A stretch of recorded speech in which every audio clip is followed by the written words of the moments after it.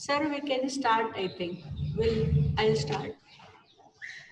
A very good morning and warm welcome of all the participants for today's webinar on Institute and Campus Planning. It's a great pleasure for me to introduce our speaker today, architect Sanjay Mohe, founding partner of Bangalore-based firm Mindspace Architects. Let me share the thought of this webinar. Our third year students are doing architecture college as their design project with focus on campus planning, and due to the COVID-19 pandemic situation, they have done online case studies. And we were wondering how students can feel the spaces. And so we approached architect Sanjay Mohe sir, and he accepted our invitation to interact with students. My sincere thanks to sir for accepting our invitation, and we are very enthusiastic and eager to understand and explore how sir has articulated light as a building material, working with five elements of nature and climate, buildings that are simple but not simplistic, and the spaces without boundaries. So I think all are very enthusiastic to see the presentation. And now I will request our principal sir, Dr. Mahendra Sonawani, to introduce honorable guest, architect Sanjay Mohe. Over to you, sir.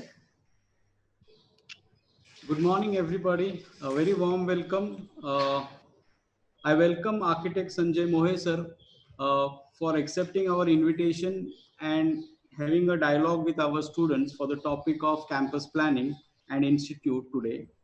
On behalf of Pimpri Chinchwad Education Trust and SB Patil College of Architecture and all my faculty members and students, I really welcome him once again to this upcoming new college. We are also developing at a higher stage and having number of design topics which are complex rather than going for simple topics and making our students aware of this thing. We have this mindset to call experts from the building industry and the profession and make the students to know what is actually going on. So on behalf of Pimpri Chinchwad Education Trust, I welcome him. To just introduce Sanjay Mohe sir, I am also his junior from Sir JJ College of Architecture. He's a student of Sir JJ College of Architecture. Yesterday's webinar also we had architect Radhika Vaidya. She was also from Sir JJ. So it makes more pleasant and more homely to talk to you, sir. Sure. Yeah, he's Sanjay Mohe sir has graduated in 1976. Uh, he has worked for 21 years with Chandavarkar and Thatcher Architects firm and having an extremely mind-blowing experience, and he works in his office. He's also worked with late Charles Correa's office and also in the Middle East, Saudi Arabia. So he has tremendous experience in various kinds of projects, residences, townships, institutions, research labs, memorials, libraries, hospice, factories, beach resorts, etc. So the list will be very less if I go on. Their main aim when he has his office in Bangalore with the firm name as Mindspace, and he has his team and partners there. But his main works are on design on the basis of sustainable architecture and ideas revolving around the five elements of nature. So his related is climate is his main construct in his design. Climate is his main concern in his design, and the context, of course, is always there. So I would like to mention his extremely well achievements and awards which he has received for his so many years of profession. That is JK Great Master Award for Lifetime Achievement in 2019, Golden Architect Award by A plus D and Spectrum Foundation. A plus D Spectrum Foundation Award won 3 times. That's great. JNK Cement Architect of the Year won it 8 times. AR plus D International Annual Award of Architectural Review London, Gold Medal from ARCIA, the Asian Forum of Institute of Architecture. Mohe is also well known for his ignoring of a lot of architectural forums, talks, juries, presentations at various dioceses, various groups, various building industries, various colleges. So the list is going to grow on, grow on, grow on, and I wish him all the best for his future journey also by this time. I also take this opportunity to welcome architect Sanjay Mohe once when he is in Pune to our college and spend at least a day with my faculty and student. It would be a mind-blowing experience for us and great achievement for us also. Sure. So rather making my lecture too heavy and long, I stop here. My words will be very less to tell something about Sanjay Mohe sir. We are more interested and very patiently going to listen to the presentation of his various projects, which is going to show us to the students and our faculty members. There are other these there are other college students who are also going to attend this session, and faculties and even professionals, but they are be giving the link of the live Facebook, so it is that process is also continuously going on, sir. Thank you so much, sir. Thank you very much, sir. And now I welcome architect Sanjay Mohe, sir, to present his works. Yes, sir. Thank you so much. Thanks, madam. Thanks, Lanone sir, for giving some elaborate, introduction. And nice to know that you are also from JJ. So, um, uh, actually, when Shilpa madam told me about, introducing campus planning to institutional campuses to the students, we have been working on campuses for a long time, especially institutional buildings, from schools to colleges and all. But just to explain the process, I have chosen only two projects. One is CARE Campus, which you were mentioning about. So I'll start with CARE Campus, and then which was done almost about 10 years back. And now, now Architectural College runs within that, though initially it was designed as an engineering institute. And recently we have done a VIT's College of Architecture. Now that's something which is specific to the students, I think, because they are designing School of Architecture. So I've just compiled the entire process, right from the beginning, how it shaped, what kind of alternatives we worked on and all. So it is purely from that point of view that it's more the focus is on the process rather than just the final product. So I'll start sharing the presentation. Yes, sir, surely.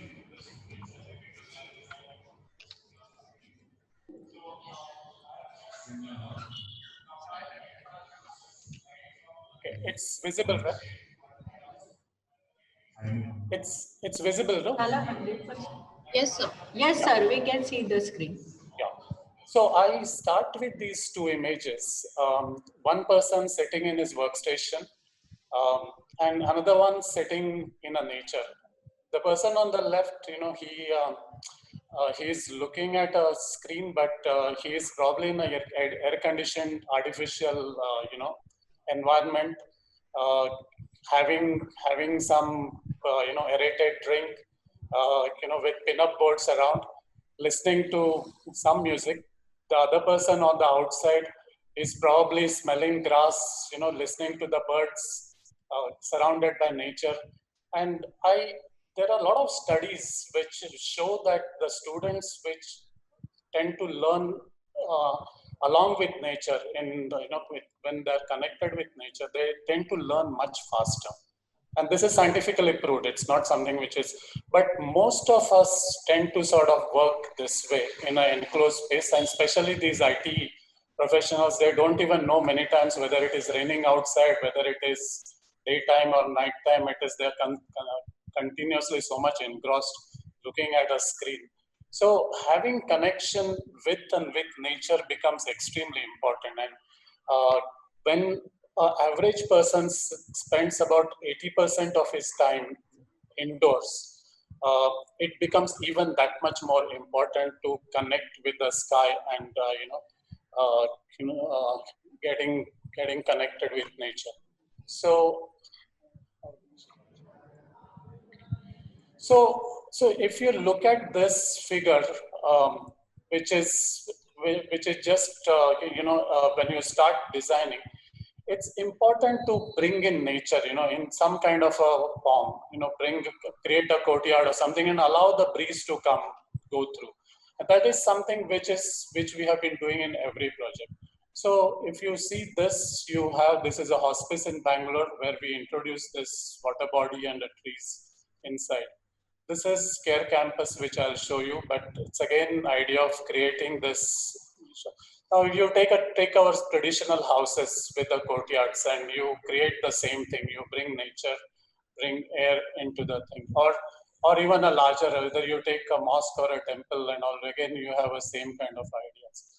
Now this is Ravindranath Tagore's Shantiniketan, and that's where the students learn sitting under a tree. And the whole idea of education is transferring the knowledge from a teacher to a student.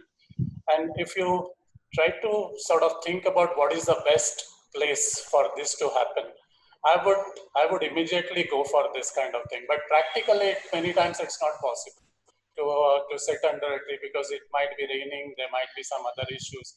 And most of the time, we don't have a luxury of this kind of space when you have to design something in a city. So you have to look at different options. Now, traditionally what happened, these temple pavilions, they also behaved like a place of transferring knowledge. So there would be teachers sitting on this platform and students sitting around. And that informal transfer of knowledge talks would happen. And this is something which is ideal for our climate, where the breeze goes through. You get, it's almost like that first picture or what I showed you about that person sitting under a tree. And this is something which is a beautiful place as a classroom, I would say. So when we started working on one of the schools and we said what kind of classroom we should design, we started with a pavilion as an idea, surrounded by trees. But that was practically not possible because of the site dimensions and all. So we said, can we have a pavilion with greenery on 3 sides? So that also wasn't working. So finally we did this with a classroom with courtyards on 2 sides, and then you have a larger greenery outside. So based on that, created this module where you have these various classrooms surrounded by courtyards on either side. And this is how the classroom looks like. So you can open the shutters totally and you have a courtyard on this side, on the other side.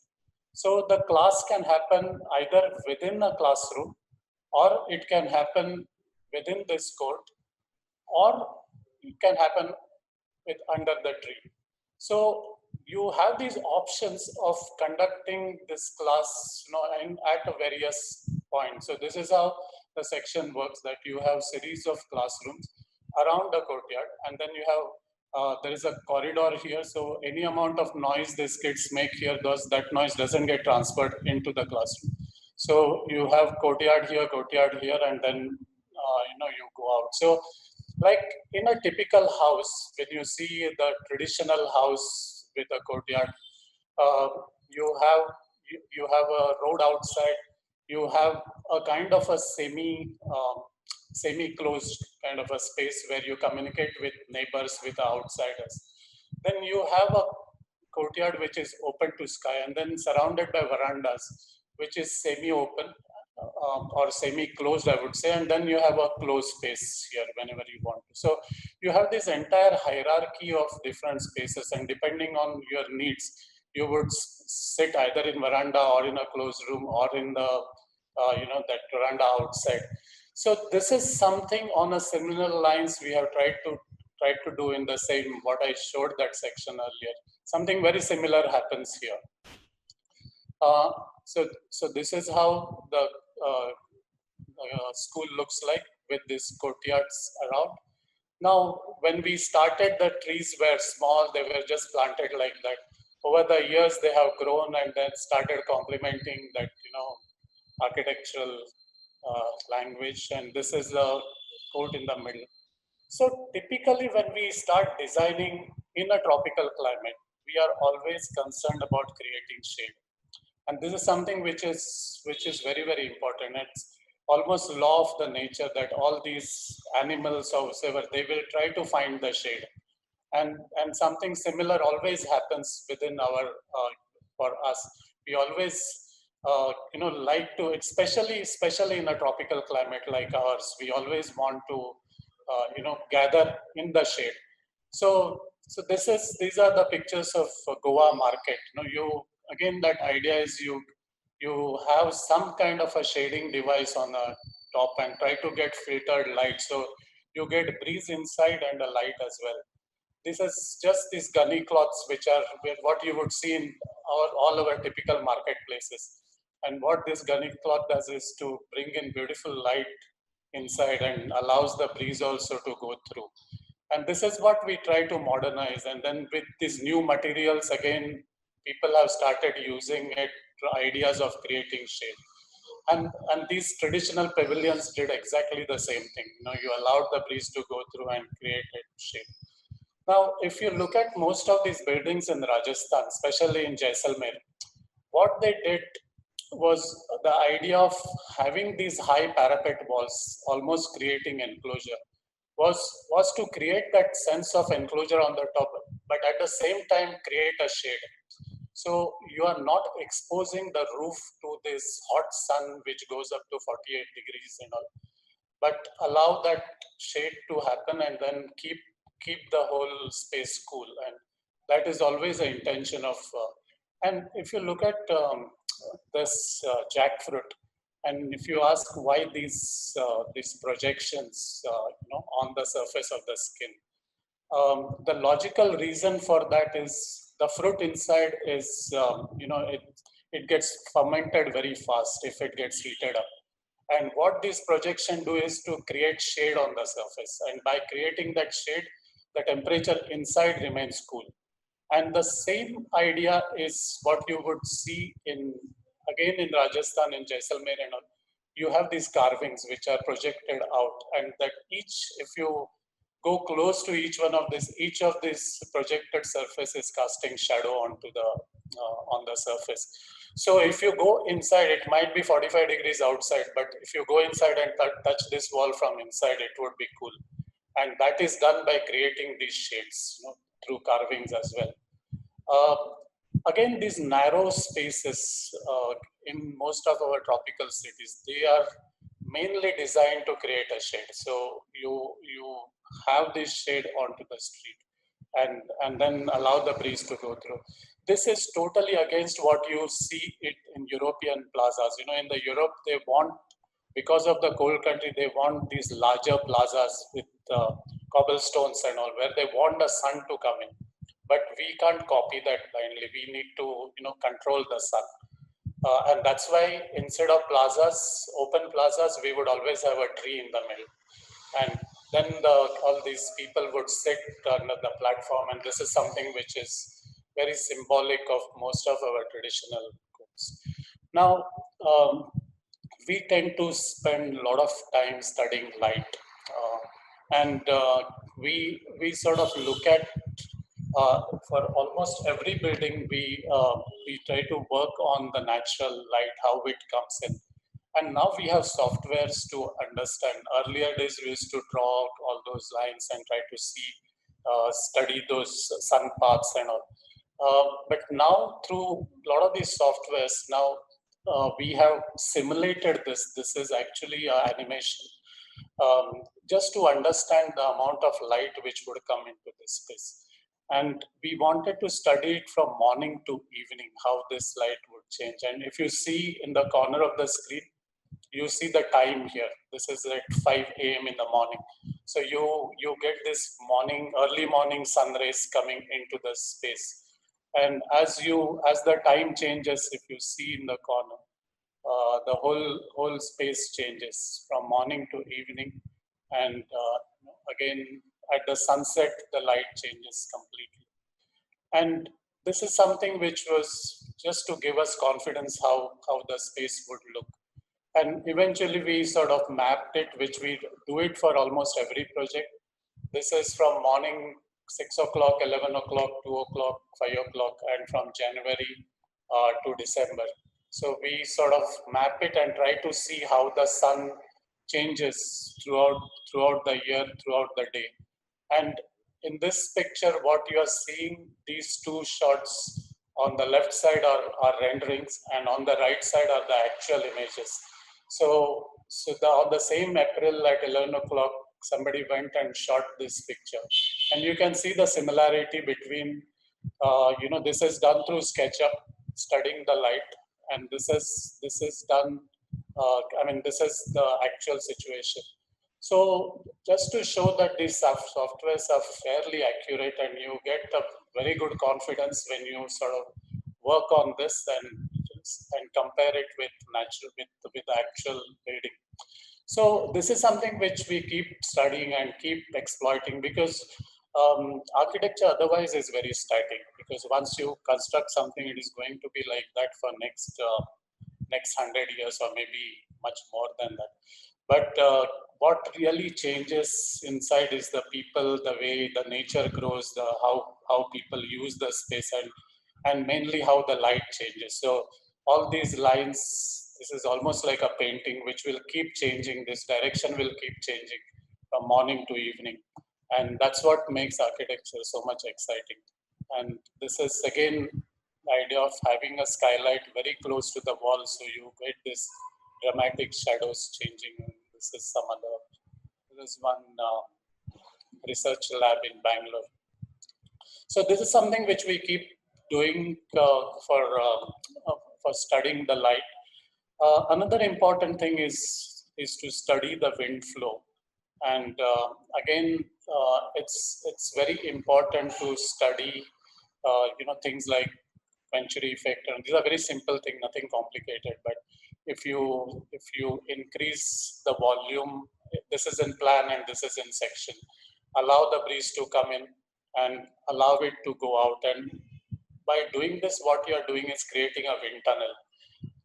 But while creating this tunnel, if you create a larger space in between, like they say in Venturi effect that, if you compress the air and then allow it to expand, the temperature tends to drop down. And this is exactly what happens when you do this in plan and section. So and this is something which you have to observe.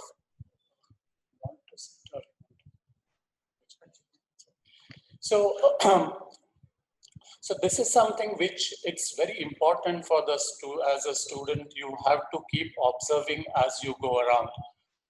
And it doesn't have to be any great building.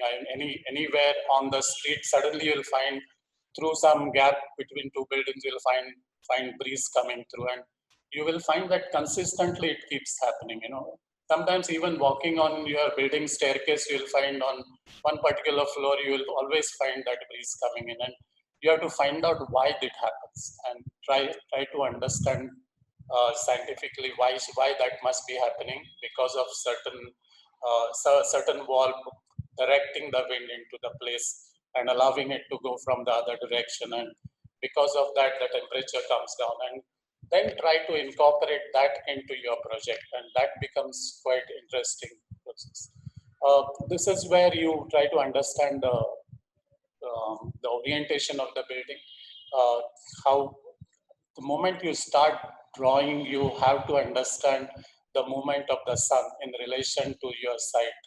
So whatever you are drawing, you have to always keep imagining how the sun moves, and these are those wind tunnels which we tend to create in every project, and sort of keeping the building cool. Now this is, I'm going to show you this Care College campus. But in that campus, we had done one administration block, and there was this one blank wall. And this happened actually accidentally. It was not intended to be, but there was this duct next to that wall. And there is an office below, and you would always find the breeze coming in there. And we were wondering why it is happening, so then we sort of tried to go up and see, and started looking at that section more carefully. And then we realized that that's the predominant wind direction. It hits that wall, it goes in, and there's a small court below with trees, and also it goes there, and then it comes into it, and this remains always cool. So when we were doing next extension, we tried to do the same thing. So in this case, it happened accidentally, but in this case, we were trying to do it intentionally, where we had this blank wall where the same breeze wind direction, it would hit that wall, come into this space. We created a court here. Even if this rainwater falls here, it goes out from there, and that cool breeze comes into the place. So that's why I'm telling you, as a student of architecture, whether, I mean, I call myself as also student of architecture, we keep observing these things all the time and try to see how we can incorporate it in your buildings and take advantage of it. So that space looks like this. So what I'm showing here is that wall with that gap.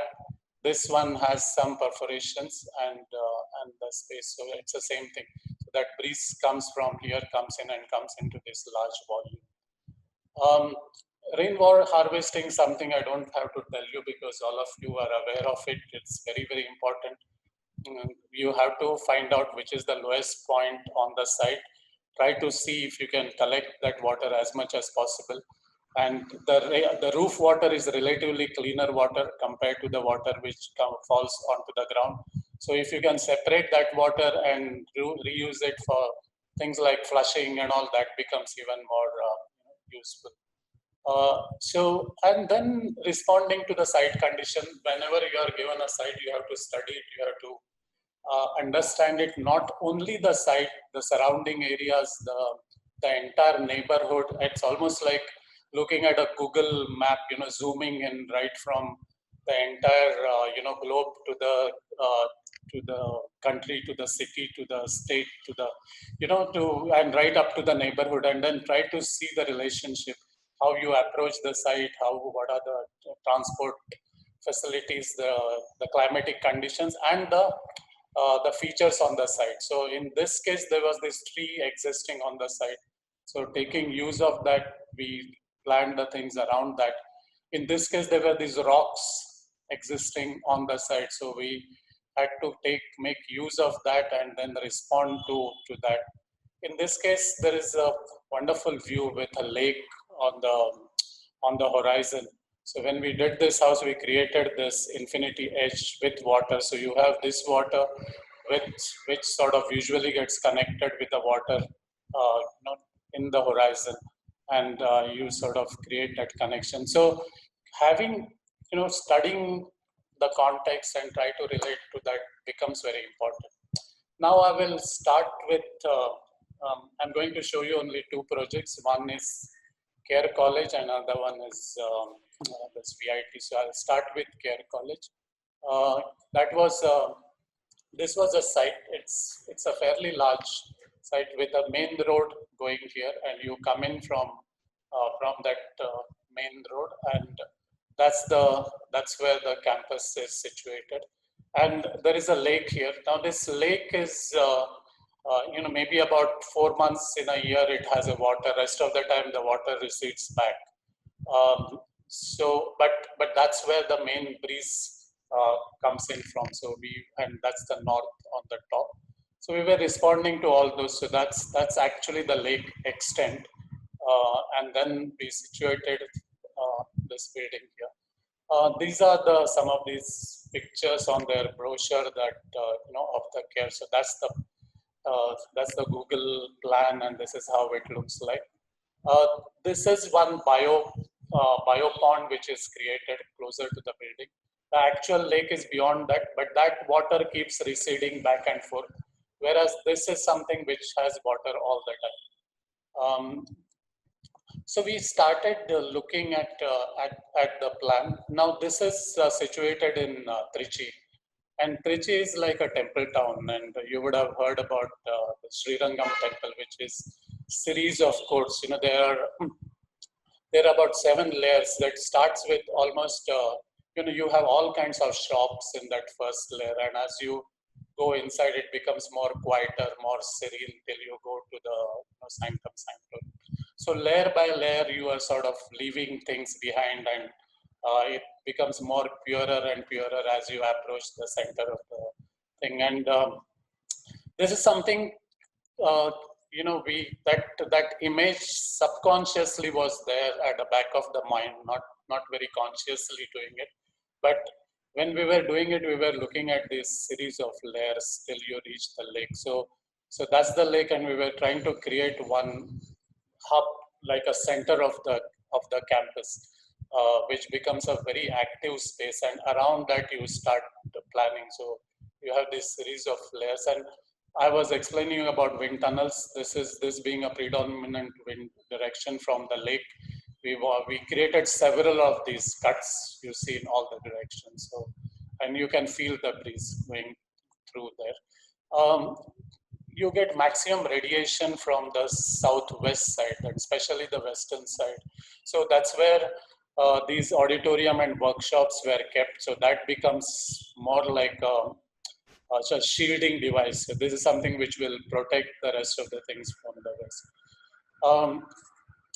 In a typical engineering college, this is an engineering designed as an engineering college. Now architecture has come into this, and they are actually taking up much larger space. The engineering activities have reduced and architectural activities have increased in this.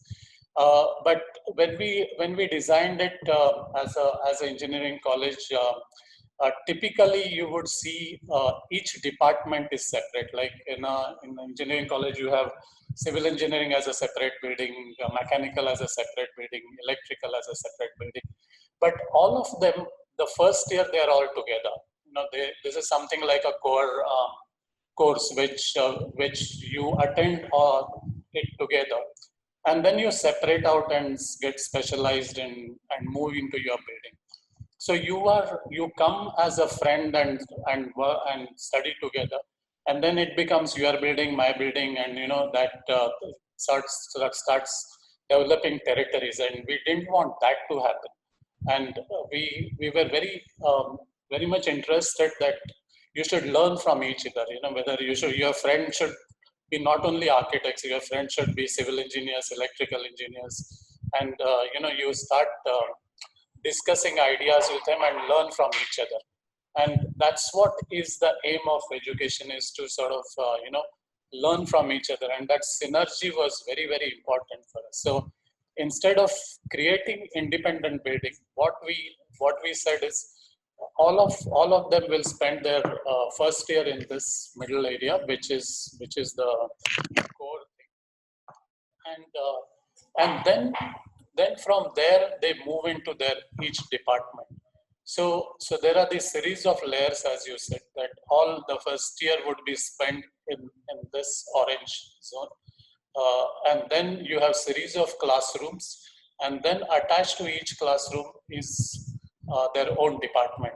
So instead of having the separate department, you have, this could be electrical, mechanical, engineering, whatever, computer science, and etc., which would happen around this, and all of them meet in this blue dotted path. So that this now when you come in, we wanted to get a glimpse of water, and it should come like a path of discovery. It should not be like uh,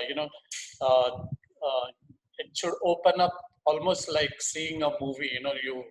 You sort of open up layer by layer and unfold the thing. So you come in here, go through this, and finally you get a glimpse of that water. And I will show you these. Just try to remember this. What I was talking about. I will show you the pictures of this whole unfolding sequence, how it happens. But that was something which was very important for us, even at the design stage. Rather than seeing that water immediately, it is like slowly you unfold it and get a glimpse of it. Before doing, getting into this planning, we had to spend a lot of time understanding the functionality of each of these departments. So, we visited a lot of colleges to understand what kind of services each of these department needs. For civil engineering, you need a lot of heavy equipment, some crane lifting device. There is the storage area is much more. Electrical, the power generation is mechanical. They need a lot of lathe machines and all. That's little noisy area. So depending on the noisy areas, the compactness, the computer the department is relatively smaller. So we started mapping all these things and putting that together. So that's something which all of you have to do for every project. But eventually you should look at a larger picture. As I said, the orientation was important. That is looking towards the lake. Those are the, I talked already about this. But the circulation eventually became like this at the lower level and the upper level. These are the common labs where the first year, but even later on, wherever there are common labs, they are all placed in that middle area. Then you have series of classrooms which forms the first layer.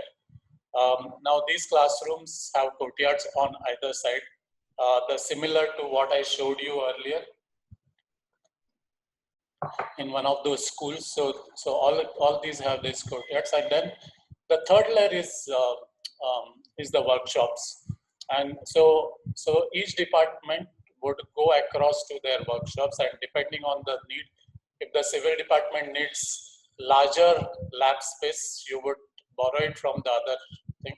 The computer department doesn't need such a large lab space, so you would put it next to that. So that's how you sort of start, integrating the whole. So this is how the section works. So that's the central, the lake water body. These are the core facilities. This is where the main movement happens. That's the most important area. And then you have series of classrooms. So if you see the classroom, it has a court on both the sides. And then these workshops, which are relatively noisy areas, are slightly separated and they form the outer edge. So these are really relative sections, which shows how the air movement happens, how the section works. I'll show you pictures of this, but remember these sections where you standing here, you can actually look through the entire, entire section, and you have to always imagine how your eye level changes as you climb up the stairs.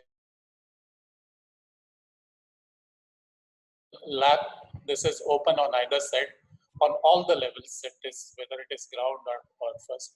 On the ground floor, you can step out and use this courtyard. On the upper level, it almost behaves like an open pavilion. So, and then you start visualizing as you walk through. So you start making sketches. As a student,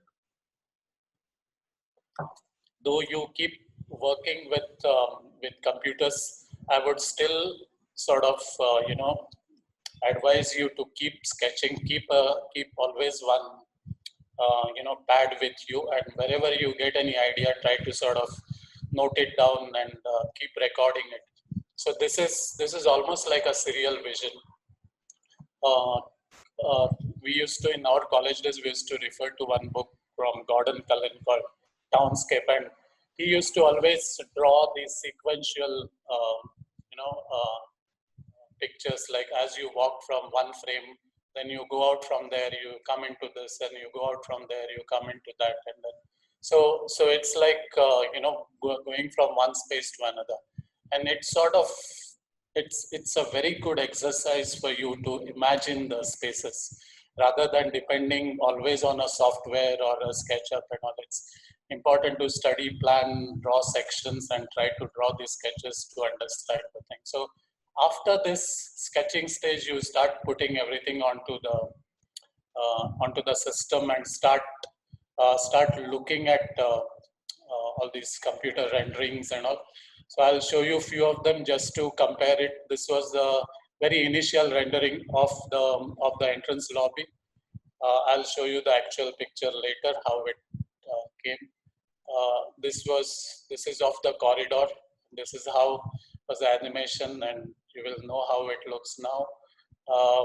This is another area of the corridors. You see one frame, another frame, third frame kind of thing, and looking from outside into this. So initially when we did it, the idea was of the growth, the campus would keep on growing.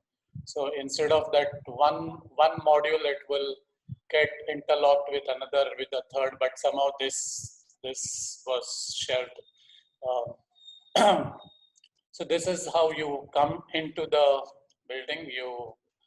There is one people tree now. People tree is that Bodhi Vriksha, which is symbol of education, where Buddha got his enlightenment there. So you sort of, now this has become much larger.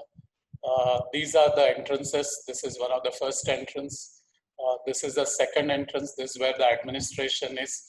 What I showed you picture of that breeze coming into that, it happens in that space. So you come into that space. There's almost this tree coming out, almost like welcoming you, and then it comes into the space, and all these are all structural, exercises that you do just to bring the light inside. So this entire slab is supported with steel plates here, but it looks extremely light, but you see this light on the edges coming in. So observe these kind of things. This is what makes it feel very light and floating kind of effect. This is looking back at the entry. And this is one of the first courts. So you have this court with one tree here and another tree on the other side. Unfortunately, this tree is died. It is not there now. It is replaced with another one, so it will take a few years for this to grow. But still, that ambience feels the same. This is the other one, which is a much larger tree. This is the entry on the other second entry. Now, as you walk through, I was telling you, there are different departments, and we wanted these colors to represent each department. Like that green would be probably electrical department, or the yellow will be mechanical department. So you just walk towards the classrooms are on this side, and then sort of you walk into it, and then walk further into the labs, workshops behind. So this is how these courts, the circulation area looks like. But the same circulation area, some places it is narrow, which has a narrow greenery. Some places it widens up, becomes much larger, and then you have a coffee shop there where your students sit and then have tea, coffee, and also. So there is a variation in that space as you walk through. The classrooms on the lower edge has these courtyards. On the upper level, they are just open. So you have this breeze, and you should know that Trichy is the temperature goes up quite high. It goes up to 40, 45 during summer, and almost for about 5 to 6, almost about 4 to 5 months, it is pretty hot. And we are still managing without AC and all, and it sort of seems to work okay. And then these are those corridors, again, with the light coming in from the upper level. When you look from the top, I showed you that initial section, try to remember how that visually different levels get connected across, and your friend would be at the lower level and you can call him and talk to them. And finally, these corridors, at the end of it, you see the lake. And that always comes as a visual focal point. So you don't see it in the beginning. You kind of discover it at the end, and that's a nice thing about discovering that. So what I was showing you, these are the sections through that. So when you see that, you see some of these bridges, and then a glimpse of that, and these are the other sections. So this is what I showed you earlier as a open classroom, which we did it. This we had done it almost like 15, 18 years back. This is a school in Hyderabad. But we tried to do the same thing here, where you have a classroom with a courtyard attached to it. So you get this breeze. It's almost like a pavilion. There was some issue about the sound traveling from one class to another, but they realized that that when there is no teacher, sometimes the class becomes very noisy. only then there is a disturbance to the adjoining class. Otherwise for the normal teaching, there is no issue about that. So they advise the students, when there is no teacher, you just go sit in the canteen, but don't create noise within the class. So now this campus is almost about 10 years old, and they're managing. Actually, first when we did this, we always had a concern about the sound traveling across. So we said we will observe it for 1 year, and in case there is a sound traveling, we can always put windows here and control it. But eventually, these windows never came, and it has remained as an open classroom. This is a court between, these are the workshops and these are the classrooms. So now these trees have grown pretty well. And I was telling you about that glimpse that you see. These behave like wind tunnels also. But as you walk through, you see this water across, and this always reminds me of some of these Greek islands. You know, if you would have seen pictures of some of these Greek islands, and then these are all around this Mediterranean, sea, and then you walk through these narrow lanes, and suddenly, all those lanes open towards the sea, and suddenly you walk through and you can orient yourself where you are. You'll just see that water in the, through one of those lanes, and you know exactly where you are. So that is a very nice way of orienting yourself. You never get lost, even if you are walking through some of those narrow streets, because in other direction they are always connected to water. And this is something very similar in a very different sense. Now, so these are those visual connections to the water, and from here eventually you see the lake on the other side. So I was telling you about this unfolding sequence, that this is something which is a very formal movement, but this is something which is very, very informal way of discovering it. So you go from one court to the smaller court to this, and then you go and then walk through. I'll just quickly go through that. So this is that court. That big tree I was talking about, that big tree has gone now. It's replaced with this. So that is the replaced tree. But you walk through that space, which is actually not seen. So it is like unfolding thing. So you walk through that, then go into this, then you start seeing glimpse of the water. This is looking back at that court. It's from the other corridor, you see that, walk through that, come into this, and finally you discover this large space. So it's almost like step by step you are discovering the thing and seeing this large space. And then again you start walking back through that space, going back towards the big tree court. Again, this similar unfolding happens, and you discover that other bigger tree on the other end. And the same space in the middle, when there are some functions, the whole thing becomes like amphitheater, and you'll find there's a stage in the water, and you can have different activities happening onto the thing. And this is that BioLink. And these are the pictures sent by some of the students recently, because they keep sending us these pictures of that campus. Now I will come to the School of Architecture. Now this is something which was completed just about less than a year back, and we were trying to see how do you really create a place to inspire and think big and encourage creativity.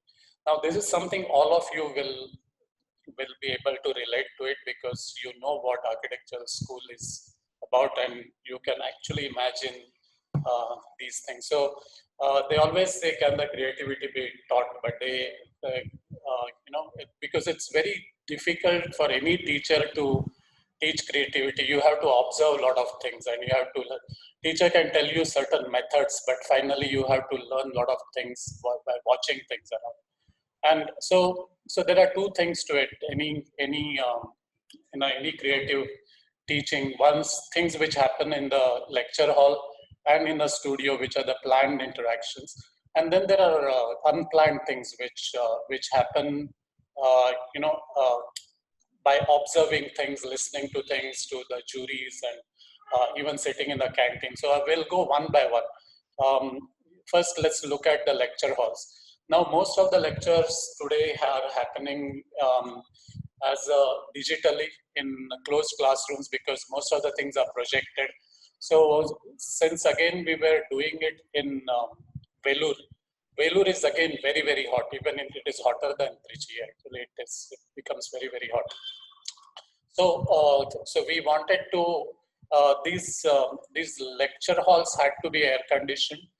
So we made them partially buried, and this would happen mostly with artificial light. I mean, it would be more like dark spaces. So they are partially buried, and this earth bomb behave like insulation. So the studios came on the upper level, which are more open, and these are some of the examples of international schools where how they really use it as. But I think what is more important is this situation that you start learning from each other also. So you would have a teacher who would be guiding you, but when you discuss amongst yourself, you also tend to learn. So that is also important activity. And these kind of discussions, which typically happen in every office. So once you come out of your college and join any office, you will understand there are a lot of discussions which happen. You challenge ideas. You don't accept idea immediately. Unless you challenge it, you can't come out with anything new. So these kind of discussions are very important. So they can happen on the larger scale or a smaller scale. And this is something which is very important to happen. So what we said while designing is, when you have a studio for 40 students, our first condition was each student has to have his or her own workplace. So you will have your board, and you'll have a pin-up board in front, and you will put that pin-up board like exactly what happens in office. In our office, each one of us have a pin-up board, and you will pin up whatever project you are working on. You would have your personal pictures also there. So when you go back, maybe play whatever, go to library, when you come back, you should feel you have come home, so you should have that feeling of homecoming happening here. So each student will have that. And then you should have this kind of a space where you can pull your chair, and all 40 of you can sit together and start discussing with the teacher. And probably you could also have a projection facility here. So this is something which we wanted it to happen right from the beginning. So then we said that, can you create few levels within the thing so that you sort of use that eye level to advantage. And then there would be a central spine, and all these studios will look into that, and that becomes a place where you have exhibitions and things like that. Now what we wanted was, intentionally we wanted students from one class going into other class, which typically happens in the SEPT in Ahmedabad, where you should learn from your seniors, and while walking across probably a junior studio or walking into a senior studio, you just ask few questions, how this is happening, and can you learn, can you take it forward? And that's very important process. So you said one studio, another studio around a courtyard, and then you sort of walk through it and connect it, and this is how these sketches happen. And then if you have that little level difference within the studio, it could generate that kind of discussion. And this, so we created one studio with this level difference looking into the central spine. And we wanted it in such a way that this wall height or pin-up board height, we wanted it to be about 1.2 meters, about 4 feet. So when you sit down, you get a privacy. When you stand up, you look out. So we didn't want to give too much privacy as well. So this is what was looked at. So when you sit down, you get a privacy, but when you stand, you can look across. Now, each one of the class, we wanted to create one focal point for them. So, so you will be given one wall or one kind of a poster to, when you join first year, you go and paint it, and it becomes like your creation, and you start, even when you bring your parents, you show I did this and all that. So that becomes quite interesting. So you have 40 students here, 40 students here around a courtyard, which would have a thing. And then these two classrooms, there are sliding folding partitions here. So you can actually combine into one large space and you sort of interact with each other, learn from each other.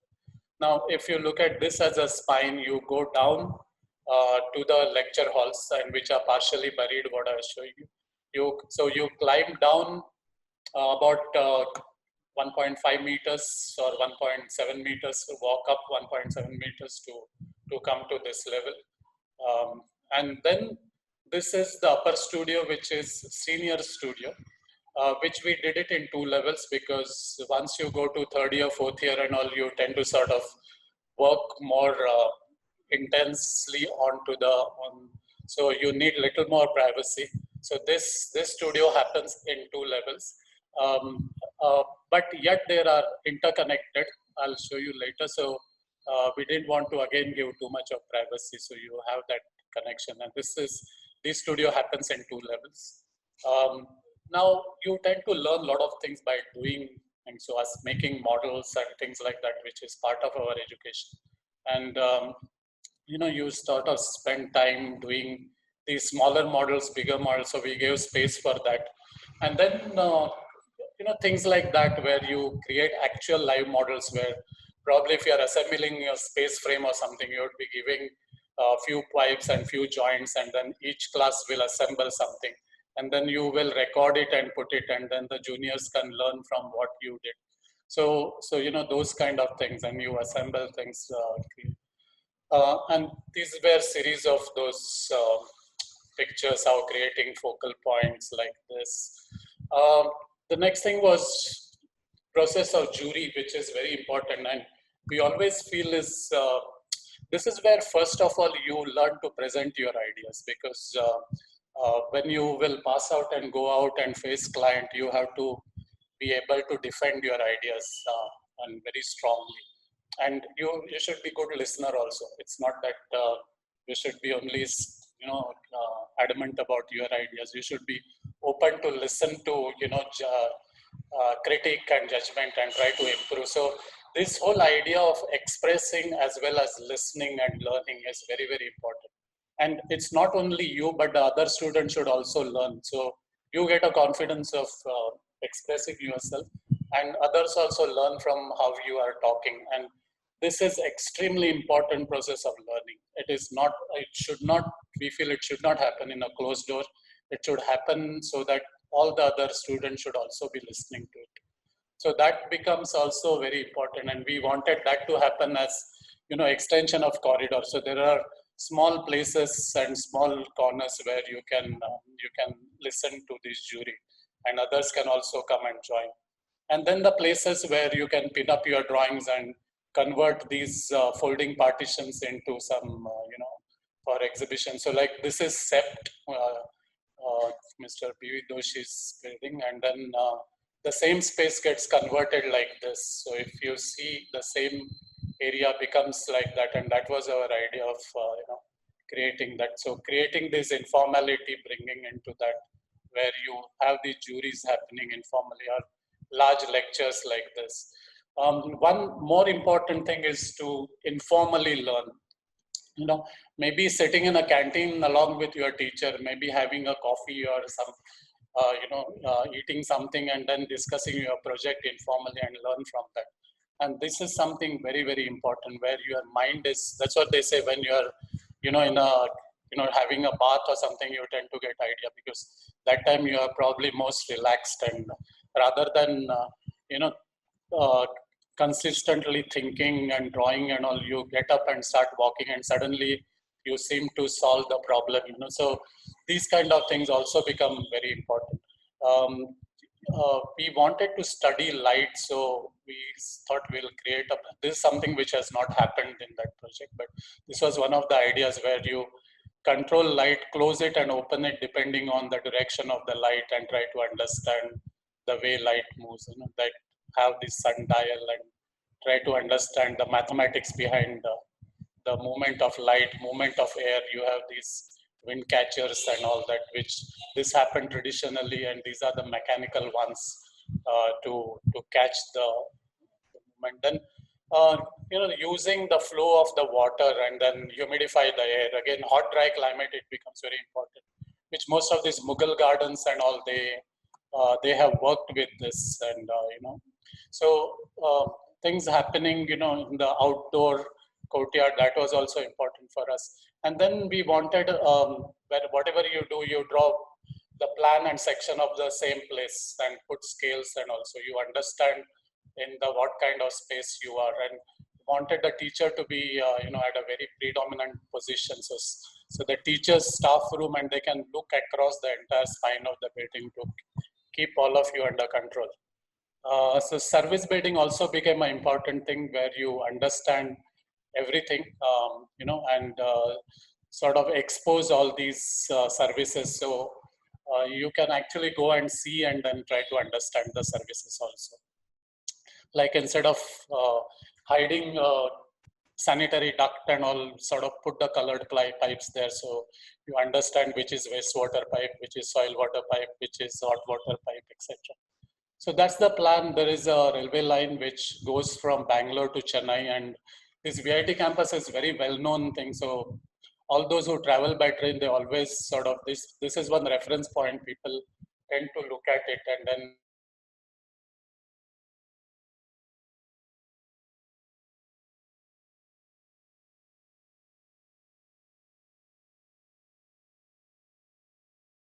these are those lecture halls at the lower level. This is administration. The lowest end this is more active area. So the canteen, workshop, and all little noisy areas go into that corner, slightly away from the rest of the learning areas. Then as you go up, this is the module I was showing it to you. So the 2 classrooms with the courtyard. You go down, go up. Then the upper level studios, again, I explained you. Now this I was still talking you about the staff room. So standing here, the teachers can watch all of you wherever you are. And this is the workshop and the auditorium on the top, and the canteen below. And this is where the rainwater gets collected. That's the lowest point. So that's where the rainwater collection happens. Upper level studios are all connected across. So as I said, that we didn't want to give too much of privacy. So from this studio, somebody can just walk in and ask you what you are working on, and all, and that itself becomes one interesting thing. And we wanted to encourage that to happen. These are all, spaces where the juries can happen, or these larger lectures can happen informally. The library is on the top, but you can look down from there. And this is the section, partially buried lecture halls. That's the main spine. The lower level studio, which happens in 2 levels. This is that 1.2 meter high wall for the pin-up board. That's the upper level studio happening in 2 levels, and these are those connections connecting those upper mezzanine areas. So this is section in other direction. And the way the wind would move, we wanted to create these wind catchers and all, but eventually it didn't happen. The way the section would work, one studio with that court, that's the focal point wall for each one, and then the spine, the other studio. The movement of, this is how these were initial renderings. I'll show you the actual pictures for you to sort of relate to from initial concept to the later on. We wanted these kind of pin-up boards. So these studios are all open, but if you want, you can close it with these panels. Then we started working with the materials, and also this idea of exposed concrete and all came in. So you see the initial thing to this, you will find difference in renderings. And this is the upper level. Just try to remember this, because the final pictures look exactly like this. So these are those open spaces. Then we started moving towards the facade study, and how the building should look like from outside.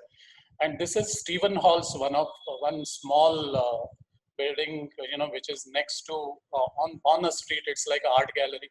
When it is closed, it looks like this. But each of these shutter can be opened up, and it starts looking like this, and it becomes part of the street. So when they open it, it almost becomes like a street gallery.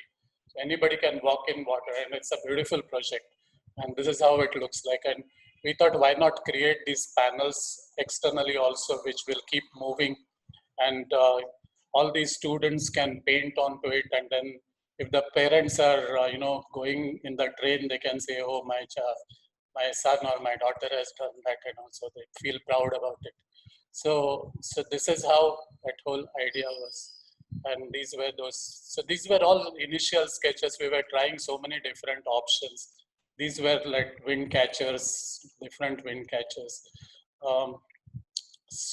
These were ideas of vertical screens which can keep moving and have different paintings on it.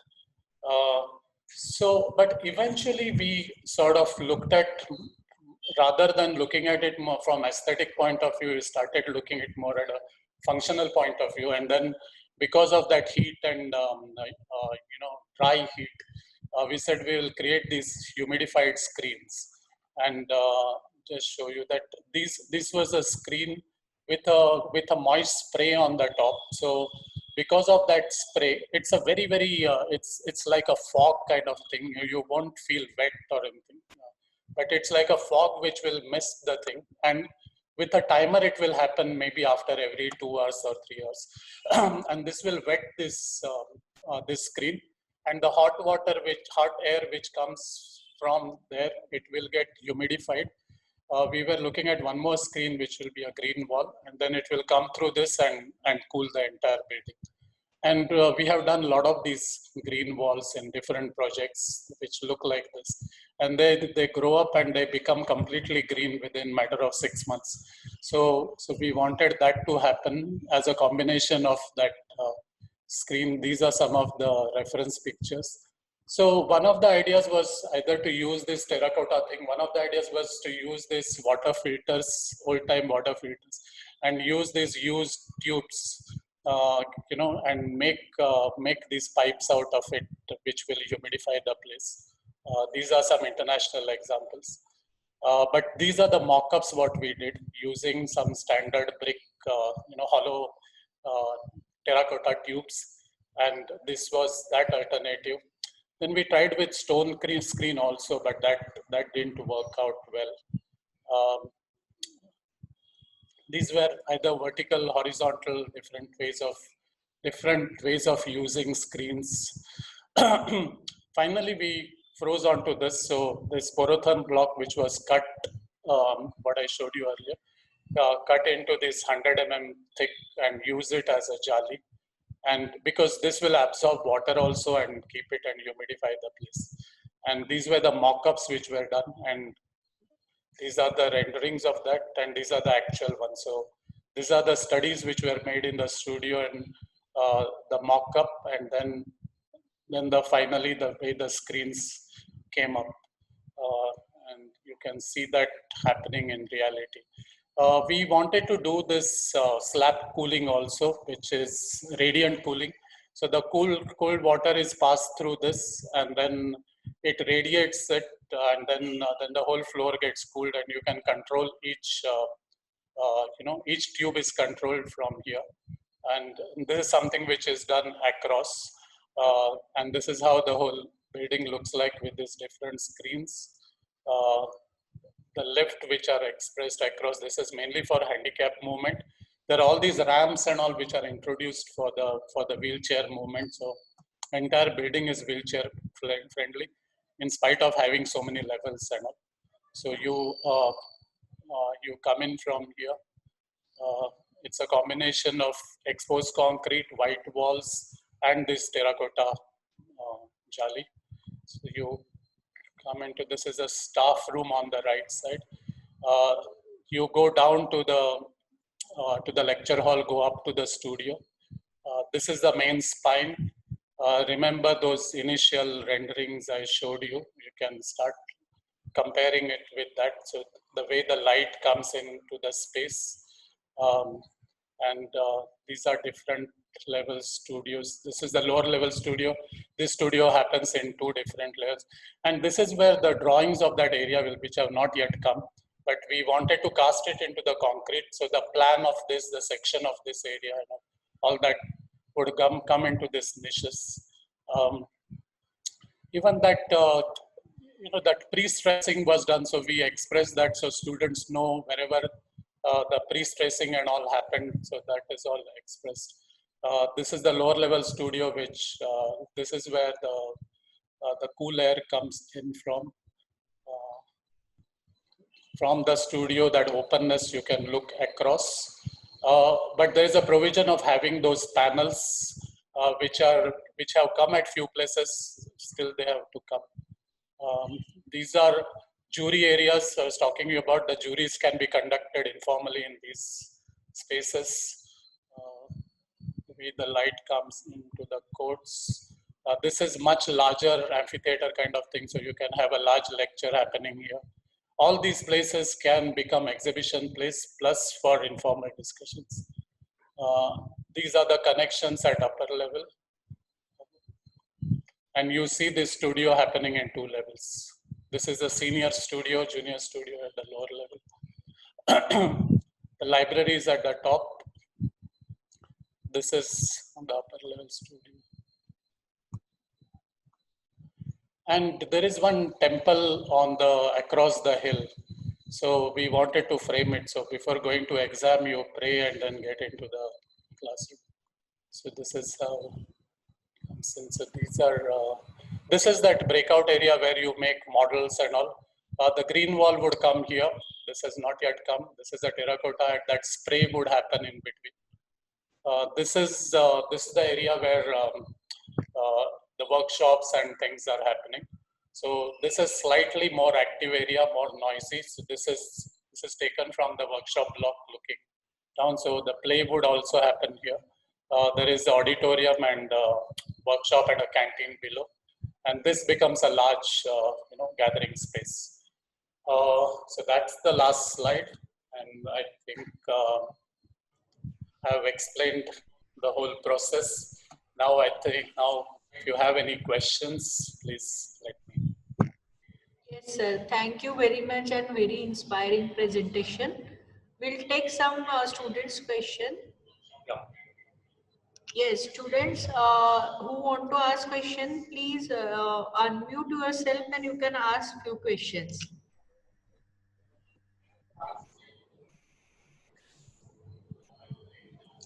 Good morning, sir. Myself Ayush from third. Yeah. Sir, actually, while zoning, as students, we have many doubts that there are many different Can I see aspects you? in our art. You can switch on your video, no? You can switch on your video. Ayush? Yes, sir. Can you see me? Yes, Yes, yes. Yeah, good. Yes, yes, sir. Good morning, sir. Actually, when we are trying to do means our projects, we get some like difficulties that how should we do our zoning, or how should we start our key points, like what should be our main points while zoning in our. Yes, so So which one you are talking about? Which project you are talking about in terms of zoning? actually now we are going to start our architectural campus. So Okay. what should be our key points while designing it? Yeah, that's what I showed you. No? So you have to really look at. See, there are 2 things to it. First of all, you have to understand all the standards, right? So do you refer to Newford or Time Saver standard and all those kind of things? Yes, sir. Newforts we go through. You refer to that, right? So Yes. when you look at, you have to understand these dimensions of what is the size of classroom for 40 students, classroom for 60 students. What is the relationship between the teacher and the student? How the acoustic works, that is also very important, the sound quality and all that. So these are the basic things which you have to understand. Whether, what are the height of the table, the dimension of the studio, how the canteen functions, how many canteen for how many students. So those are the basic things you have to understand. Then when it comes to zoning, you will look at it from several point of view. One way of looking at it is which are the noisy areas, Yes. which like a workshop and all, which have to be little away from it. Uh, which are the areas which you want more interaction happening. So you start with the bubble diagram, start putting, things which are close to, so that now there has to be an area for visitors, which you don't want to come right into the building. So if you are putting an auditorium or things like that, where you are expecting people from outside to come in, you would put them probably closer to the entrance so they don't come in. So zoning and all these are all very simple things. You don't have to complicate it. It's something which is, you try to understand functionally who has to be where. You know, you Yes, feel sir. that if there is the teacher's zone needs their own entity, own privacy, then you will put it in a such a way that they would have their quietness, but at the same time, as a student, you should be Yeah. able to. What, your friend came? Huh? Yes, sir. Thank. Doesn't matter. Let him also. Let him also join. So, so that's how actually you look at all these things. So it's not very complicated. It's a very simple process. Yes. Yes, sir. Thank you, sir. While designing college, what was your priority? Means, what did you think first? Means, what was your first click Sorry. that I should design this in my means design? It's not about what you should design. I think it can be anything. Even if you have to design one garbage collection area, you can still make it very nice, and you would probably make it in such a way that how you segregate the garbage, how you want people to come there, how it will be disposed of, how the truck will come and collect it, how it will be cleaned, and also it can be anything, and you can take it to a different level. So that's why somebody, I think it is Miss Van Roo, who said that the designing a chair can be as difficult as designing a city. So it just depends how deep you get into that subject and try to analyze it. So don't worry about what kind of, it can be small, it can be big, it can be simple, it can be complicated, but eventually how much you get involved into it passionately and start asking questions. The way you are asking questions, you should keep asking those questions at every stage, and that's how you learn. That's what is more important. Yes, sir. Thank you, sir. Yes. Hello, sir. Hi. Yes, Tanushri. Yeah, so what thoughts have you given? So basically, the planning was an open planning. So what thoughts have you given for the security concerns, like the security reasons, if the site is in a vulnerable area? Here what we have is we have series of, it's not only one entrance. By creating one entry you can shut it. We have additional fencing kind of a thing, which is so if you close at about 3 places, you can close the entire thing. So it's not like a typical box where you shut everything and close it. So it's instead of having a security onto the bed, you sort of create a separate layer of security, and that's how it works. And which we have been doing in almost every project. It's not that, because the moment you start closing, especially with the glass and then shutting it, you are actually closing the wind flow also, and the light quality, everything. So Yes. if you want to create a sustainable building, it has to be like a it can't be a glass box. It has to be perforated. You should allow that porosity of the form is the right word. You should allow the breeze to go through. You should allow that. It should be like a sponge, where whether you. But at the same time, you should know that how much light coming in. It cannot be, if it is excessive light, then it will start getting heated up. Even the rainwater, you should know that if it is excessive rainwater, it will start flooding. So you have to really, I mean, the whole idea of, as a designer, you have to sort of learn to work with nature, but allow right amount of light, right amount of air, right amount of rain to come in, and then balance all these spaces. So that's how really you work. That's how you keep drawing sections, plans, and create this. Yeah, and one more doubt, sir. Yeah. What spaces do you think can come in a basement, like for planning a architecture school? Basement, is it? Yeah, because I saw that the lecture halls were placed in the basement, if I'm right. That was only because of see, nowadays most of the lecture halls are having these projections. Yeah, yes, sir. All works with projections, and the moment you have projections, you have to close windows and have curtains. And when you have closed windows and closed curtains, and when you have about 40 to 80 students inside, it has to be air conditioned. Otherwise, it's not a very hygienic kind of a space. So if you have to air condition that, then in a climate, hot dry climate, it becomes more necessity to partially bury it and then use it as an insulation, so the air conditioning load comes down. We are using earth as an insulation. Yes, sir. But if the That's site, the reason it comes down, but it is not totally dark. We get natural light also. yes, sir. But if the site is in a like a flood-prone area, what suggestions would you give for keeping? No, even in this case, it is, though I am calling it as a basement, it is like earth bomb. Whatever excavated earth is piled around that. So it's like a sloped earth, which is creating that insulation. So it's partially, but it's not fully underground. Thank you, sir. Good Hello, afternoon, sir.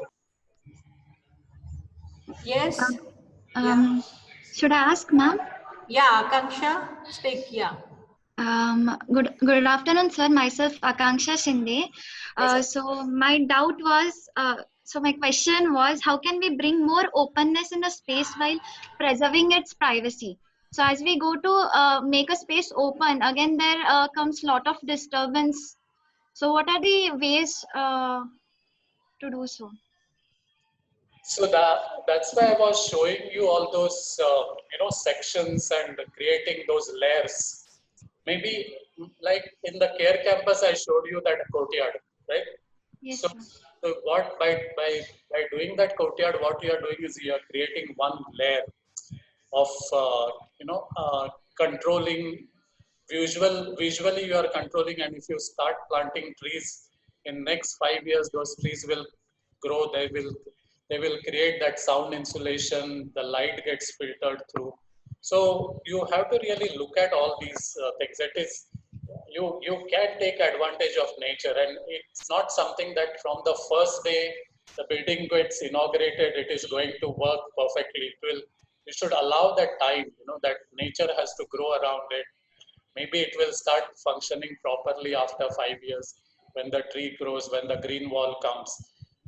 So during that time, you should have some system of, like I was showing you, all those movable panels and things like that, which can be used for controlling and closing. You can have folding shutters, sliding shutters, which whenever you require you can close it, whenever you require you can open it. Like the first school, what we did, that first pictures what I showed you, those had all the shutters, so you have the possibility of closing it or opening it. But just it depends on the institution. That in the case of care campus, they decided not to have those shutters because they felt comfortable without that. So you it's up to you and to convince the client, and depending on the client as well, if they are the way they are going to conduct those programs. It all happens with meeting with the clients, discussions, and that's how you develop the things. Okay, sir. Thank you, sir. Good afternoon, sir. Yeah, Bhavisha. So in your last project, while explaining, you said something about the cooling pipes in the slab. Can you please elaborate its working? Sorry? Sir, in the last Cooling, project, okay. yeah, sir. There are these 2-3 different types of one is a conventional air conditioning, which is where you cool the air and throw it, and that also happens in so many different ways, where the cool air directly comes in contact with your body and you feel good. One of the ways is just you switch on the fan and create a air movement, and then but that air movement is only uh, the air coming onto your body, and then it is evaporating the sweat and all, and you feel good. The next stage is air conditioning, where you cool the air and throw the cooled air. Now, in the case of radiant cooling, what the idea is, the surface, the building surface, you cool it, either the wall or the floor, and by cooling that surface, that cool area, that cool surface will start irradiating the cold. So suppose you have the floor which is cool. Now during the night also it will remain cool, and when you come in the morning, you don't have to confront that hot class. It would have already got cooled. So you have this circulation of water. It's a circulation of water which happens through this, and there is a central water tank, and through some of these motors it keeps circulating, and then the floor gets cooled, and because of that you start feeling there is no air which is moved into the thing. That you still keep windows open, so natural air comes in, but because of this radiant cooling, that surface itself becomes cool. Now either you buried into the floor, which the way what we have done it now, or you can have it in the ceiling also. So that is one more thing. And there is another thing called evaporative cooling. We have done this Titan corporate office, where we have used evaporative cooling, where the air from outside, it goes over a sheet of water. You have these series of water, which is water screens. So it goes through that, and then it gets cooled, and that is called evaporative cooling. So you are reducing temperature by evaporation. So these are all different ways of cooling, and then so when it comes to the sustainable thing, because air conditioning, the amount of energy gets used for that is enormous. It's a huge amount of energy, and actually it is much more compared to the lights and all. So these are real energy guzzlers, as you call it, and you should try to minimize it as much as possible. And so when comes to hot humid climate, like let's say Bombay or Chennai and all, it becomes very difficult. But when it comes to a hot dry climate like Hyderabad or Rajasthan, or to some extent Pune also gets very humid in certain areas. But hot dry climate, these other alternative systems become very efficient, where you humidify the air and then bring it inside, and that becomes very effective. Sir, can we use this radiant cooling thing in buildings with 10 floors or higher than that? Yes, you can use it in any amount, any number of, but then you have to have those the water supply systems, which has to happen at multiple levels, because if you have to pump in water at the 10th floor and all it, because we have not done it in high-rise buildings. So far we have done it, in fact this is the first time we are doing it we have done evaporative cooling in more places, but radiant cooling, this is the first time we are doing it. But technically I don't see any problem using it in multi-story building. Thank you so much, sir. This was really helpful. Thank you, sir. Thanks. Good afternoon, sir. Yes, Purvi. Ma'am, my question was, what is the one thing that you would have done differently in CARES project? is done differently? Is it that Yes, sir. you should tell me what is you did you Yeah. if you don't find anything different, then there is like it's difficult for me to say what is different. I think it depends that how you define what different. Like you need to ask what kind of difference you want. Yes, Purvi? Yes, sir, ma'am. So how do you, like you have done some case studies now and you was going through many things. So how do you find the difference? Yes? You can interact, nothing like wrong or something. Yeah, please, you go ahead, don't worry. Yes, And my yeah. question was, what would sir have, what should ma'am sir would have done instead of doing now? So instead of this, what else I could have done? That's Yes, what sir. you're asking, is it? Yes, sir. If I have to do it today, is that is what you mean? Yes, ma'am. Yes, sir. Sorry. Actually, I'm not sure whether I would have done it something totally different because this seems to work pretty well. There are already some three architects who are working in our office who are passed out from Care College, Okay. and they have some very nice memories about that college, and so I don't think so. There is something which drastically different. Uh, but but like every project when you start working, you are trying to discover something new. So you would the way you would detail it out, the way you use materials, will probably would have exploited different materials, probably use different cooling systems because from care college to now we have learned to sort of handle some of these different cooling systems like what I showed you now, that evaporative cooling or radiant cooling and things like that. But if you look at today's situation where we are talking about connection with outside, especially with this COVID and all, when all of us got locked inside the house and suddenly we realized the importance of connection with nature and how important even having one small balcony space in a attached to your house became so very important.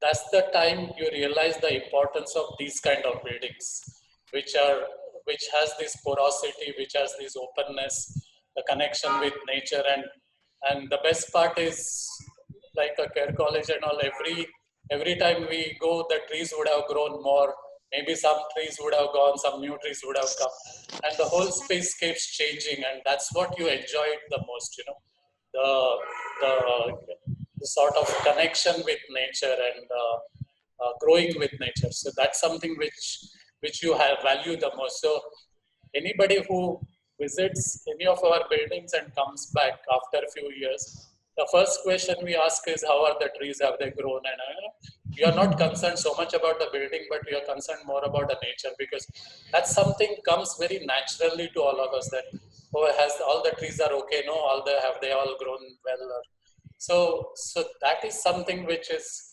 it's not so much about the form, it's not, we don't it's not about how the building looks from out, and is it very sculptural, or does it make good photographs and all.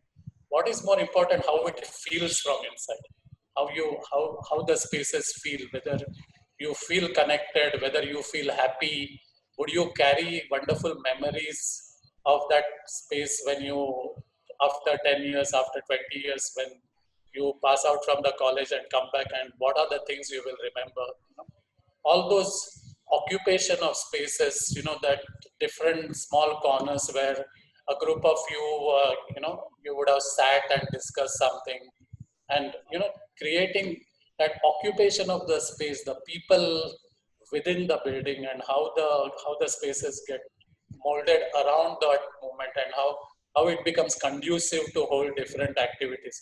That's what is more important for us, and we try to create space for that, and not something for just publishing and it should look good from outside and all. That is the least priority for us. Okay. Yes, thank you, sir. Thank you, sir.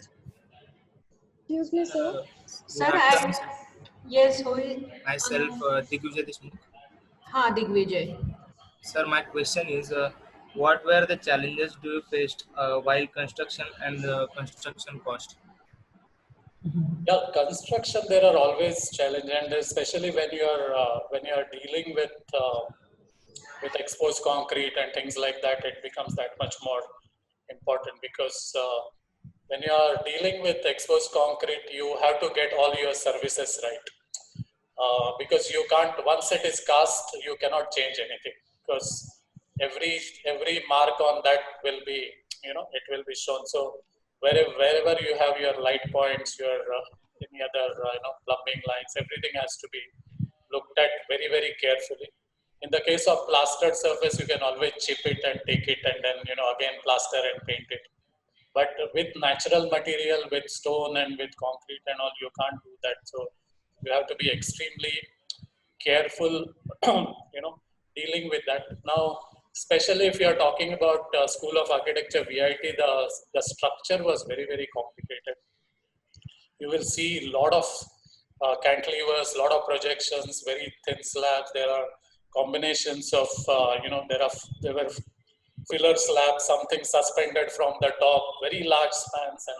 So it's a huge exercise, and you have to learn to work with very good consultants, especially structural consultant, because we work with, Ram Kumar is one of our consultants. He spent most of his time sitting with us in our office and discussing every beam, every column, and so the designing part per se is important, but the moment that design is frozen and when you start doing work, coordinating services, working with structural designer, structural consultant, that process is very, very important. And in fact, most of our time goes in that. So the coordinating that and then conveying it to the contractor, how to do it, and then the next struggle is to get it right from the contractor, that the workmanship has to be correct and all. So it's a continuous and it's a teamwork. It is not that you cannot do it alone. You have to have, first of all, in the office, you have to have, all around you should have creative people who would be, raising the bar all the time and then coming out with new ideas, incorporating them, taking it to the next level. Then next stage is working with these consultants, trying to get best out of, preempting the problem. It's not that you wait till the problem comes. You have to solve the problem first, and then it should go out to the site, and then execution. So it's a combination. And then the most important thing is to get a right client, that he's the one who would allow you to do all this. And first thing is to convince him or her to accept your idea. So it's a long process, but that's what all of you have to learn. And that's what makes it interesting. And it's not that you will get it right at the first moment, that it's a process of learning for all of us, and then you keep refining it. Yes. Sir, even I like to know, like it was very interesting. You have shown that daylight analysis and all that. Like which kind of softwares you people are using, and is there any kind of a free software where students can explore? Actually, I am not very good at it. And probably Lakshmikant, you would know. Maybe why don't you? Just Lakshmikant will explain it. Okay, okay. Thank you. Basically, it's a SketchUp. Yeah. We are using SketchUp. First, we have to give a location of the site. Longitude, latitude should be proper of the site. Correct. We have to put it in location of the in SketchUp. So automatically, software give you the angle for the respective date, time, everything. So once you are set with that, you can see every day where it comes light, everything, and you can render through a V-Ray, basically. So then you can have a track of every day, time, everything, and you can render it and you can see. Without rendering, without rendering also you can get that angle. But if you want to see the slightly realistic thing, you have to render it. Correct. Thanks a lot. Because SketchUp many students are started using now. Third year they are already using SketchUp. So I think they need to explore little bit. You have to give the proper longitude, latitude, and the timings that Yes. respect to that Delhi or Kolkata. Correct. Yeah. And the north should be proper. Okay. Okay. Thanks a lot. Yeah, I think our students need to explore it. It is really very interesting thing. Actually, they should explore it right from now. If they start exploring it, yeah, when you actually get into practice, it becomes a habit, and when yeah, you are always aware of the location of sun, when you are even when you are drawing a sketch, yeah, you have to know the orientation, and you should know where the sun is at what time, which point of the year, how it will feel, and all. So you should experience it yourself while making a simple sketch also. Yes. That feeling you have to learn to sort of bring that feeling within you. Correct. Students, any more questions? Hello, ma'am. Sir, Wait, one second. method have you 1 second. Let me just ask sir how much time he is having. Sir, is 5 to 10 minutes? Is it fine? Maybe another 10 minutes. Yes, yes. And we'll be winding the thing. We'll just take 1 or 2 questions if they have. Yes, somebody was speaking. Sir, Yes, in the ma'am. method, have you increased the slab thickness? Bhavisha आप पूछ रहे हो क्या question Bhavisha?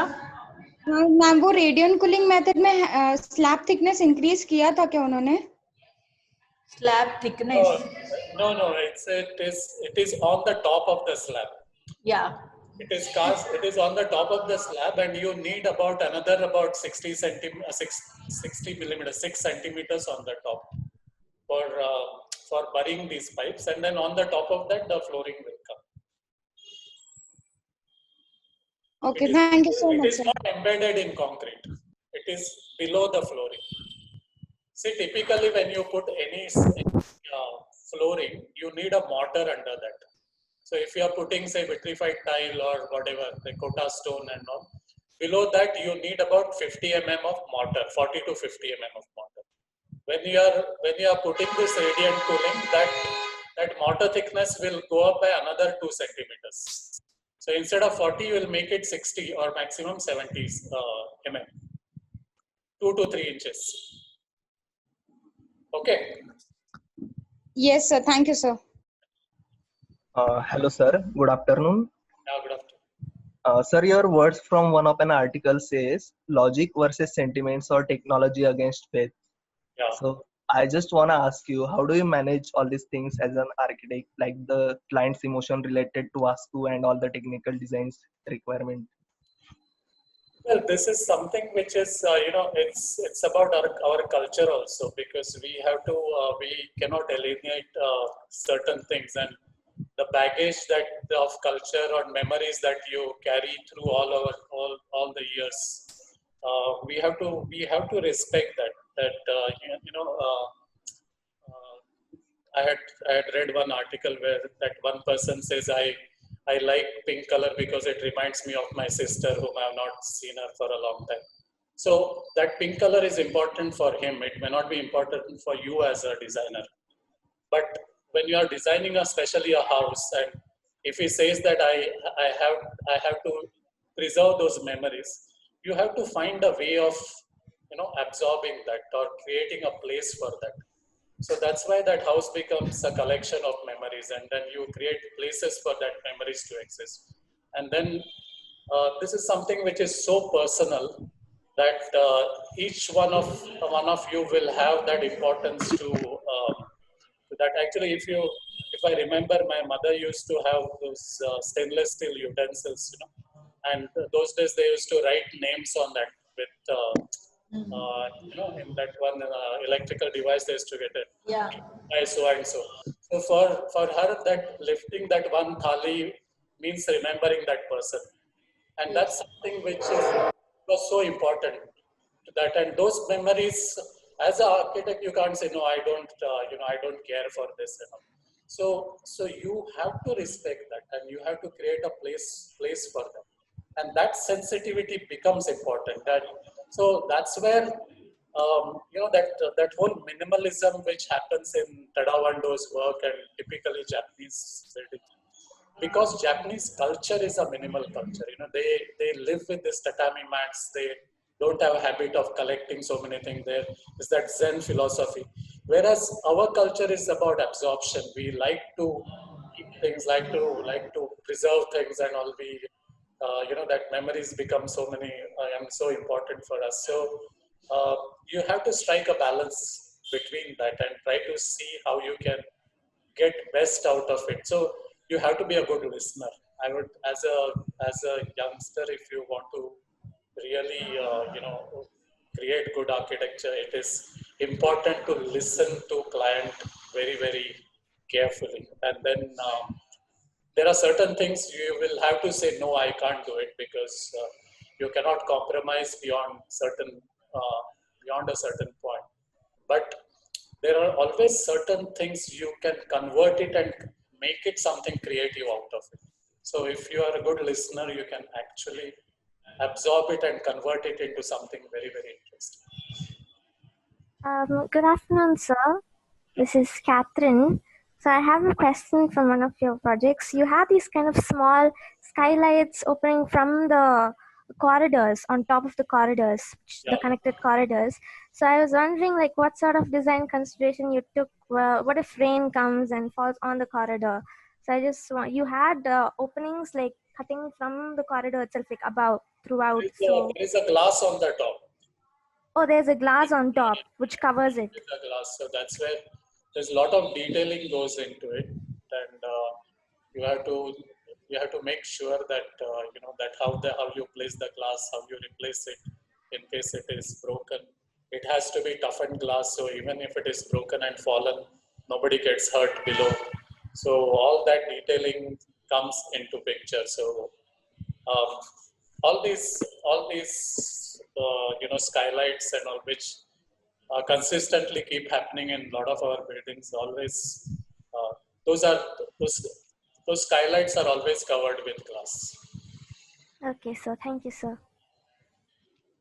Hello. Yes. Sir, I would like to ask, how do you balance function with aesthetic appeal? Like in the first project of yours, Care College, we saw there were less beams and columns in the classroom also. So how do you? Sorry, just come again. How do you balance function with aesthetic? What is the next one you asked? In a Care College project. I saw a lot of less beams in your classrooms. In the classroom, there were less beams. Or you are talking about RCC beams. Yeah, RCC beams. So you mean to say how structurally you have done it, or something like that? Yes. So you have not seen beams, or you have seen beams? Yes, seen very less beams. Very less beams. Okay, yeah. See, what in that is something which happens in all of our buildings. You will hardly see any. Actually, more than Care College, you in this VIT, you won't see any beam. So most of the times, the parapet itself becomes a beam.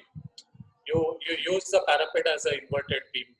Then there are a lot of suspenders. You will see this huge cantilever without any beam sticking down, because the side walls are like beams. That side RCC walls. That's where it is spanned. So that is something. And few places we use filler slabs where you have these beams at we use these hollow concrete blocks between the two ribs, and it is cast together. So the thickness of the slab increases, but when it comes to very large span, that becomes quite effective structure, and it's not expensive.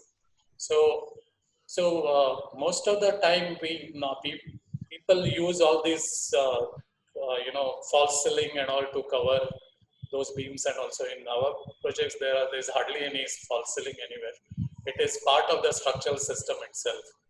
So that's the reason you have to spend a lot of time with the structural consultant, going into all these details, and that's fun actually. That's what we enjoy the most. Okay, so thank you. Hello, sir. Sir, I wanted to ask that when the site is having contours and there are good views from the site, and it is necessary to use those things in your design. So, what would you suggest, or is there any project of yours which is done on similar sites which have views like valley, river along the site River and cross. with contours? There are a lot of projects like that. Right now, we are doing one project for IIM in Bangalore, where we have got a new site of some 100 acres where there is a steep slope, almost like that. That is about 30 degrees or something. That slope. So it becomes so you have to sort of you have to study some of these traditional housings which have happened along the slopes.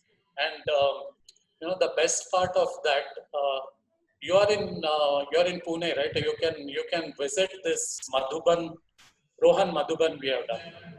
So you have to take a permission and go, otherwise it's all occupied. But that is on a sloping site. So there were the advantage is uh, you have to optimize cutting and filling, but the lower roof becomes a terrace for the next level, right? Because you are going back, you are setting back all the time because of the slope. Followed what I'm saying? Yes, sir. Yes. Okay, so the advantage is even if you are doing, let's say, 5 levels, each level will be connected to ground. Because if you are following, the terrain, so that's a huge advantage. You could be on the 5th level, but still you are connected with ground. And then you have a roof of the lower level as a terrace, available to you. So sloping sites have a huge advantage in terms of planning. It is difficult to sort of look at all those levels and work and then incorporate them into your drawing, because it won't be a uniform slope. It will keep varying, and you have to really adjust that all the time. And probably, if you want to look at if you are aware of Korea's work, then Kolam Hotel is one of the good examples to look at, and we have done extension to that building. So you just look at Kolam Hotel and see how those slopes are used. So it is every traditional the development. If you look at this Santorini Island, that Greek islands I was talking about, those are all like the lower structure becomes a terrace for the next level, and then still access to ground and all. And it's a nice thing to exploit all that. Though you have the problems of waterproofing, because the building retaining walls, cutting stone, and all those practical problems are there. But you can still, as an architect, you can really enjoy working on sloping sites. Yes. Thank you, sir. Okay, can we? Yeah, I think so. Now we'll wind up with the question answer session. Yeah. And I'll just sum a few things. I think students may have enjoyed the oral presentation with the hand sketches. I think that was really very inspiring, that hand sketches. Because even in third year, we encourage them, even if they're designing on computers, I think hand sketches makes them really very understand the spaces and all that. And even the sections were very nice. And then it is like, as you said, learning through nature and the with each other. I think this is very important. Students need to keep in mind as we design campuses or something. Interaction plays a very important role. And I think what sir said, context is again a very important thing. Like in Indian context, we need a shading devices, shaded spaces and all that. And then the courtyards and the flexibility, that was really very interesting to see all that, how sir has used it. And the last point, what really was nice was about the dynamism, how the light and shade and these things are bringing, and even the trees and all that, how they're changing with time. I think that fourth dimension and that dynamism was really very interesting, and that brings every time that change, and we enjoy that. So now I'll request Principal Sir to join. He is joining. Yes, sir. Yeah, a very nice session, sir. So overwhelmed with your presentation. Your presentation was so simple, and you have explained your projects with the presentation which you had with your sketches, with your views. I think that has really reached the minds of my students. That was more important because people have knowledge, but there's a lot of lack of expression usually. But your expression was so simple, and it was reaching the minds of people, and that is why the question answer session was to be increased, and people still have question answers to be completed, but we'll stop because of time constraint. Your two projects, which was care campus at Trichy, and the way you have picked up good ideas from the temple of Sri Rangam, was also very well explained. Then VIT University, where your evaporating cooling, radiant cooling, passive strategies which you have used really will help our students to look into design in a sustainable manner, where all these technologies can be used, right from learning from the sun part diagram, wind rows, the wind systems for the entire year, and taking the climate and the context into the study first and then make your design was very important. Your water catchers, your vertical sections, all these have really given a new ideas or new technologies which they have to study in detail and then go for design.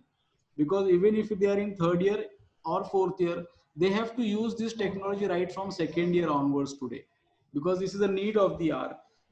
So once again, from Pimpri Chinchwad Education Trust and my college, my faculty members and students and all those who have attended, we are very, very thankful to you, sir, for sharing us your time, your valuable time, knowledge, experience, and the way you have explained and catched our students, so that now they will at least concentrate on the design topic after your session and make something interesting, which I would like to call you for the external jury also before we go for the final exam of SPPU, sir. Thank you so much once again, and nice meeting you, sir. And Thank you. whenever you are Thank you in so Pune, much. I will surely meet you, sir. Thank you so much. And, Thank you very much, sir. once the things improve, I am sure I will come and spend some time with the students. Yeah, sir. Yes, Sir, let me know prior. We will make arrangement that I can get you to. So I keep visiting Pune, so we have a lot of projects there. So yeah, Rohan. Yes. Whenever there is time, I would come and spend. Sure, sir. Yes, Sure, sir. Pleasure. It was pleasure, madam. Surely, thanks a lot. Our one of the student of third year want to give vote of thanks. Sharvari, please. Sharvari, please unmute Yes, yourself. ma'am. Yes. Yes. A very good afternoon to one and all attending this webinar. I, Sharvari Shalke from third year section A, deem it a great honor to propose the vote of thanks today on behalf of SB Patil College of Architecture and Design to all of those who have contributed to this webinar directly and indirectly. First and foremost, I would like to thank our special guest for today, Honorable Architect Sanjay Mohe sir, for gracing us with his presence and giving us the knowledge and also his perspective on this topic of institute and campus planning. Thank you, sir, for sharing your valuable work of the CARE College and the VIT School of Architecture. The way you explained us about the openness of the classroom, proper segregation of activities, the importance of informal spaces really inspired us, and we will retain all this information and utilize it towards making each of our design a success. We are also very grateful to our principal, Dr. Mahendra Sonawne sir, and all our faculty members for their efforts and continuous encouragement even in difficult times like this. And I hope we continue to receive your precious guidance. So lastly, thank you everyone, and I hope you have a great day ahead. So now I'll request all the participants to please switch on your videos, please, and we can take a screenshot. Please, because we want to see all, but only technical problem should not come, so we just stopped on all the cameras. Please. Yes, great to see you all. Nice to see all of you, and all the best. Enjoy doing good work, and hopefully you should be able to join the college soon. Yes, now the teachers are also missing and students are also missing college. Thank you, Mahendra sir. Thank you, Thank you, sir. Shilpa Thank you madam. so All much. the best. Thanks a lot, sir. Okay, bye. Bye. Yes, sir. Thank you very much, everyone. Thanks a lot. Yes, sir.